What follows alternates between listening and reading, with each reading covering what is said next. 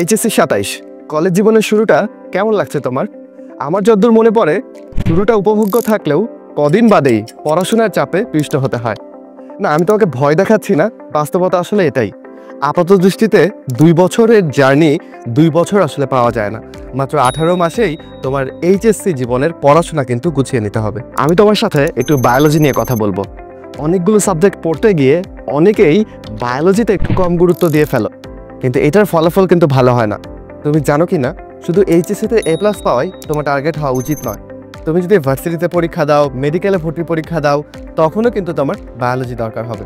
Compact বায়োলজিতে আমি তোমাদের যে ক্লাসগুলো নিব সেগুলো হবে এক্সাম ফোকাসড, মানে আমরা যেন এক্সামে ভালো করতে পারি, এইচএসসিতে A+ পেতে পারি। তবে এখানে কিন্তু কনসেপ্টও থাকবে, মানে আমরা কোনো কিছু না বুঝে মুখস্থ করব না। বায়োলজিতেও কিন্তু অনেক জিনিস রয়েছে যেটা সুন্দর করে বুঝতে পারা যায়। গল্পের মাধ্যমে অনেক কঠিন ব্যাপারকে সহজে শেখা যায়, আমরা সেগুলোই দেখব এই কোর্সটাতে। আমি যেহেতু একই সাথে একজন ডাক্তার এবং শিক্ষক, প্রায় ৯ বছর ধরে তোমাদেরকে বায়োলজি পড়াচ্ছি, আমি জানি তোমাদের ভুলটা কোথায় হয়। সেই অভিজ্ঞতার আলোকেই তোমাদেরকে গাইড করব।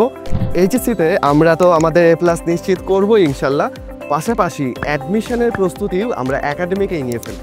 তুমি যদি ডিটেলসে বায়োলজি পড়তে চাও তাহলে লাইভ ক্লাসগুলো তোমার জন্য সবথেকে উপকারী হবে।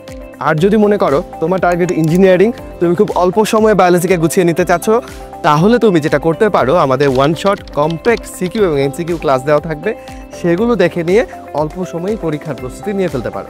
Regular class, exam, guideline session এবং প্র্যাকটিস শিট সলভ, এই ব্যাপারগুলোতে তুমি পার্টিসিপেট করে তোমার বায়োলজি প্রিপারেশনকে নিয়ে যেতে পারো ইনসেইন লেভেলে। তোমার সাথে দেখা হচ্ছে ইনশাল্লাহ কমপ্যাক্ট বায়োলজির সাইকেলগুলোতে। এনরোল নাও। আসসালামু আলাইকুম।